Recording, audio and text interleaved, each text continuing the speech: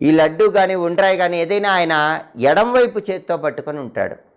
గుండె కూడా ఎడం వైపు ఉంటుంది. హృదయ స్పందనలు కోరికలకు సంకేతం. కాబట్టి మన కోరికలు నెరవేరాలంటే మాత్రం మనం పూజ చేసుకునే వినాయకుడి ఫోటోలో కానీ విగ్రహంలో కానీ ఆయనకు తొండం ఎడం వైపు ఉండాలి.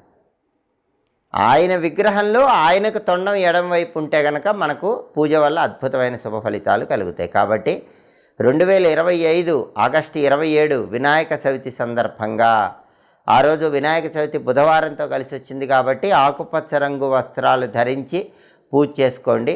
పూజా ఫలితం సంపూర్ణంగా రావాలంటే స్థిర లగ్నం ఉన్న సమయంలో, సింహలగ్నం కానీ వృశ్చిక లగ్నం కానీ ఉన్న సమయంలో పూజ చేసుకోండి.